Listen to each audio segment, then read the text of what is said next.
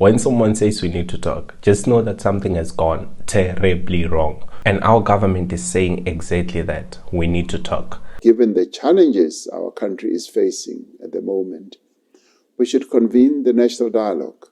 They've launched something called the National Dialogue. I know, it sounds deep, right? But here's the problem. When a country has to start a national conversation just to figure out what's going wrong, chances are things are really, really bad. What is a national dialogue? Trust me, it's not as deep as it sounds. I'll break it down for you. This national dialogue that President Ramaphosa proposed kicked off on the 15th of August at UNISA in Pretoria. Over 1,000 delegates from 200 plus organizations attended. The president himself was there and other prominent individuals like judges, professors, artists, even Siakoliso was there. So the idea is to have a series of conversations as a country at national, provincial, and ward level about South Africa's problems. The problems that we always talk about: poverty, crime, inequality, corruption, all those problems that we're struggling with. And this meant to stretch over a period of 6 to 9 months.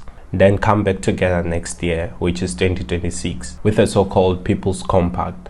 Usually when I make videos like this, I try to look at both ends of a particular debate. But this video will be slightly different because from where I'm seated, there is no good argument to be made for this national dialogue. And I'll tell you why. Firstly, let's look at the issue of money. We know that our government usually doesn't have budget for anything that is to do with citizens. They do not have enough budget for roads, electricity, education, nothing. So for the past 7 years, South Africans have been screaming, "President, we do not have electricity, we do not have water, we do not have jobs." And students on the other side are crying, "We do not afford tuition fees." 7 years later, the president replies, he's like, "I hear your cries. I sympathize with you. I understand everything you're going through." He's like, "But that can wait. Instead of fixing anything, let's first spend 700 million to talk about your problems." So the budget is contested for this national dialogue. Government says the final cost will be closer to 450 million after treasury cuts. But you know that everything gets leaked in our country. So drafts that were leaked had figures as high as 750 million at a time where people can't even pay for food and transport. That just looks bad. Let's talk about representation. Who is really in the room when these conversations are happening? So my understanding of how this national dialogue thingy came about is the president was like, maybe I'm not in touch with what is really happening on the ground.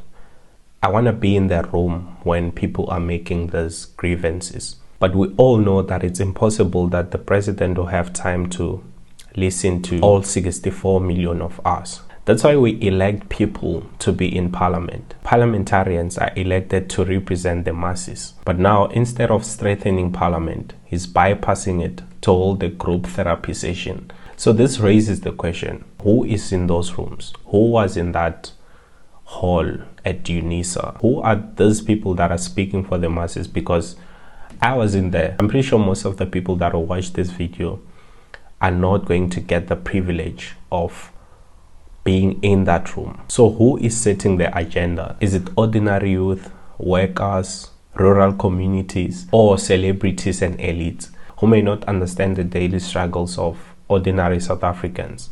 Hence, I mentioned people like, hey man, no shade, I really love Siakoliso, but okay, let me leave it there. Another thing I find really sus about this national dialogue is that our president has been in office for at least 7 years now, and only now he wants to ask what our problems are. This is like a pilot turning halfway through a flight and asking passengers, by the way, where are we flying to? So all these years, he had no clue what he was doing. I think it would have been acceptable and logical if he had initiated the national dialogue the moment he presumed office. So to me, this is either a distraction tactic to make it seem like the government is doing something. You know, they want to seem like they're working towards something, or they genuinely care about what South Africans are going through, etc. Or it's proof that the leadership genuinely has no plan. Either way, it's worrying. From a social construct perspective, the dialogue is framed like a new social contract, but South Africa already has one.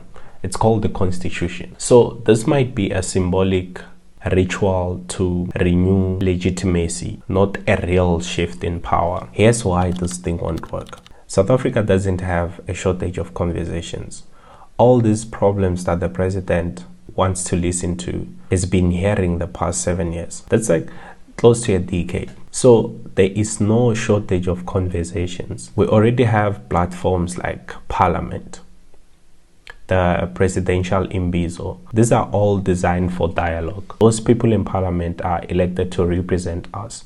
So the problem isn't listening, it's acting. Without binding commitments, deadlines, this will just be another report gathering dust on a shelf. Governments often use big dialogues to look responsive, even when nothing changes. So this could be more about performance than reform. In simple terms, it's political theater, just cameras, speeches, hashtags, and little to no action. At best, a national dialogue is a feel-good exercise in nation building. At worst, it's an expensive political theater designed to distract us. Either way, I'm not convinced that yet another talk will fix corruption, unemployment, and all these other problems that we're facing as a country. But hey, maybe I'm wrong. Let's have a dialogue in the comment section. Don't forget to like, share, and subscribe. See you in the next one.